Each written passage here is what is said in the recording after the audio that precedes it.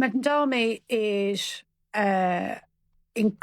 probably one of the best political communicators I have ever seen. After all, the conventional wisdom would tell you that I am far from the perfect candidate. I am young, despite my best efforts to grow older. I am Muslim. I am a democratic socialist.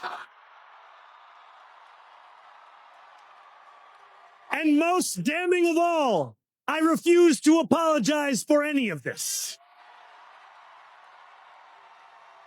Welcome to the Canuck Whisperer, where we don't just watch what's happening in America, we read between the headlines. You're part of a growing community of Canadians who refuse to let the US chaos write our story. Here we break down the noise, connect the dots, and ask what every northern neighbor should be asking. What does this mean for Canada? From New York's streets to Ottawa's corridors, we bring you fearless, unapologetically Canadian commentary. So grab your coffee, hit subscribe, and join the conversation. Because being informed is patriotic, and up here, the whisper is turning into a roar. He is incredibly charismatic. He has sensational message discipline. He has something that no amount of training, even from a great comms professional, will give you, and that is charisma and conviction combined. So once you've got a clear narrative like that, and what he's managed to do is turn himself into Mr. New York. You know, there are question marks about some of his politics, but actually what he said to New York is, I will fight for you. I will fight for all of you and a more affordable standard of living. What you just saw might seem like a random personal story, but it's actually the perfect metaphor for what's happening in America right now. It's about honesty, vulnerability, and the courage to be unapologetically yourself, even when the world tells you not to be. Zohran Mamdani's journey is cut from that same cloth. He's young, he's Muslim, he's a democratic socialist, and instead of hiding those truths, he wore them like armor. Billionaires, party insiders, and right-wing media all said he didn't fit the mold. But that's exactly why people believed in him. Because America's tired of plastic politics. People are done with rehearsed smiles and billionaire endorsements. They want leaders who are real, who talk about rent, groceries, healthcare, and dignity without checking a poll first.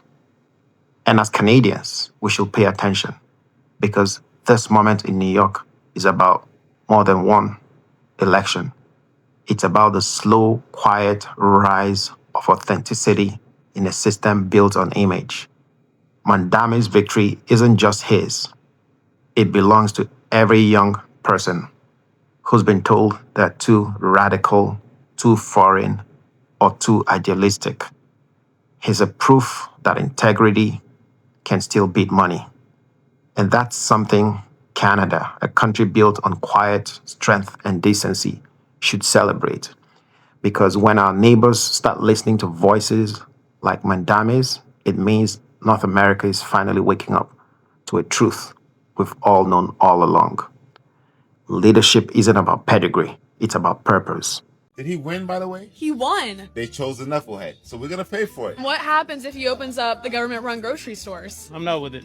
Oh, you don't like the government-run grocery stores? No. $30 minimum wage. Can you explain how that might affect businesses? We're going to hell. It's over. How are they going to make payroll? It's just about all the policy that he's trying to do, increasing the workers and the taxes. It's not good. The minimum wage doesn't help the worker. It just helps the system. Pay more money, more taxes, prices go up. Overnight, half of them will go out of business. So I'm in a blue state, I'm sorry, but I've been red my whole life. Democrats always ruin, steal, rob, and lie. Any thoughts on having him for 4 years? What I can do is just swallow and try to face it, but it's not easy. We're cooked. We're on the way to becoming a communist state. The city's in trouble.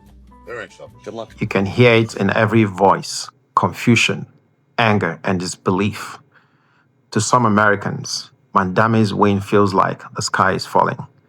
They see a mayor who talks about government-run grocery stores and a $30 minimum wage, as the end of capitalism itself. But what's really collapsing isn't the system.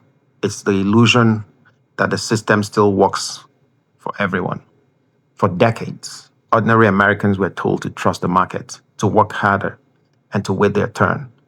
But their rent went up, their jobs went offshore, and their leaders got richer. So when someone like Mamdani comes along, young, Muslim, outspoken, he becomes a lightning rod for both hope and fear. Billionaires poured billions into stopping him. Conservative media called him dangerous, yet voters chose him anyway. That's not chaos. That's democracy trying to breathe again.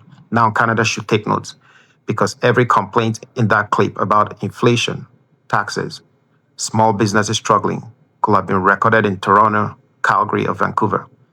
Our systems mirror each other more than we would like to admit. So we're all happy for New York right now, but Canada might be having its own Zohran Mamdani moment in the near future with our help. This national cap on rent increases is a policy being put forward by the Abby Lewis campaign for the federal leadership of the NDP. And check out what he says in the CP24 morning show interview. Really is about addressing people's everyday concerns. You guys know it because you talk to all kinds of people and you talk, this comes up every day on the show. What are they offering that's going to solve the cost of living crisis? Opening a big new mega project, a mine somewhere, not going to lower your rent. It's not going to help you pay for that $300 worth of groceries that doesn't even get you through the week. So we need direct solutions. We need a public option for food. We need, we got 3 phone companies. We got 5 big banks. We got 3 grocery chains, and they're all working together to keep prices here. So we need the government to actually govern and step in and actually make life more affordable for people. That's what we're going to offer. The NDP talking about class issues again and public grocery stores? I don't know, I'm at least... So yes, America just made history. But what's even more interesting is how that history might echo across Canada. Zohran Mamdani's victory in New York wasn't supposed to happen. Billionaires spent obscene amounts to block him. The establishment threw everything they had at him and lost. And now, north of the border, people like Abby Lewis are taking notes.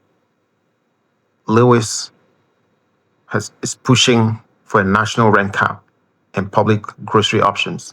Isn't just policy.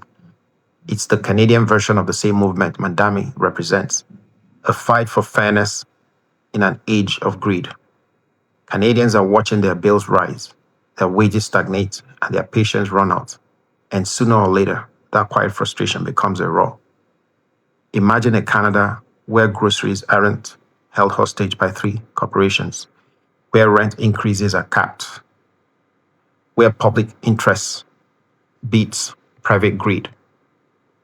It's not fantasy. It's policy waiting for courage. What Mamdani's win tells us is that courage can win, even when billionaires spend billions to drown it out. And for Canada, this is the moment to stop watching and start leading. Because if New York, the financial capital of the world, can elect a democratic socialist who refuses to bow, what excuse do we have? The tide is turning across North America. And while America wrestles with its identity, Canada has the chance to define its own. From above, it looks like a painting. Gentle curves of gold and green, dotted with ponds shaped by time and patience. This is rural Alberta, southwest of Calgary, where the prairies meet the foothills and the land tells its own quiet story. You can see the harvest fields wrapping around pockets of wetland, a reminder that productivity and preservation can coexist. Each patch of earth here has been shaped by a generation of farmers, settlers, and indigenous communities who understand something deeper. The land is not conquered, it's cared for. And that right there is what makes Canada great. While political storms rage to the south, while billionaires try to buy elections and divide nations, this is the Canada that still stands steady. A place where balance matters, between progress and protection, between economy and ecology, between ambition and humility. The people who live here don't crave spectacle or fame. They build, They tend, they sustain, they remind us that greatness isn't loud, it's patient. It's the rhythm of tractors at dawn, the scent of harvested grain, the sight of geese cutting across an autumn sky.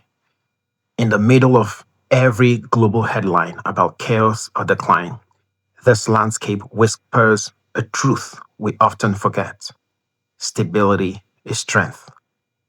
So, when we talk about North America's future, about leadership, fairness, and independence, remember this view because it's not just a photo of land, it's a mirror of who we are at our best, rooted, resilient, and ready to face change without losing ourselves.